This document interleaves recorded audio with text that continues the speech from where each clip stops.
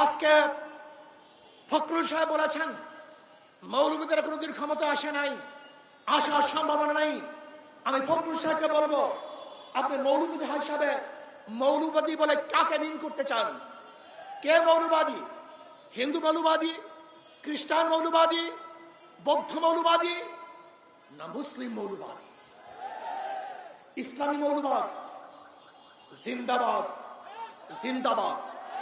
ইসলামী মৌলবাদ জিন্দাবাদ, জিন্দাবাদ। ইসলামী মৌলবাদ জিন্দাবাদ, জিন্দাবাদ। আমরা ইসলামী মৌলবাদ বিশ্বাসী। আমি মুসলমান, আমার মূল ঠিক আছে। আমি মূলকে বাদ দিয়ে রাজনীতি করতে পারি না। 92% মুসলমানদের দেশে ইসলামী মূল্যবাদকে বাদ দিয়ে, ইসলামী মূল্যবোধকে বাদ দিয়ে কেউ কোনোদিন রাজনীতি করতে পারে না, পারবে না ইনশাআল্লাহ। কাজী আপনি যে স্বপ্ন দেখাচ্ছেন মৌলবাদীর ক্ষমতা আসবে না, আসে নাই, সম্ভাবনা নাই।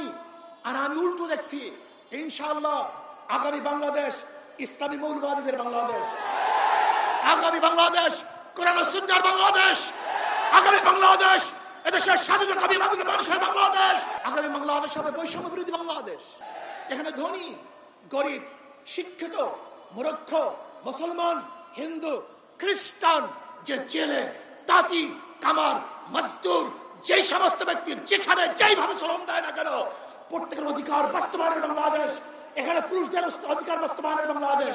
এখানে থাকবে মহিলাদের অধিকার, এখানে থাকবে ছাত্রদের অধিকার, এখানে থাকবে শ্রমিকদের অধিকার, এখানে থাকবে মেতর, কামার, ঋষি এবং তাঁতিদের অধিকার।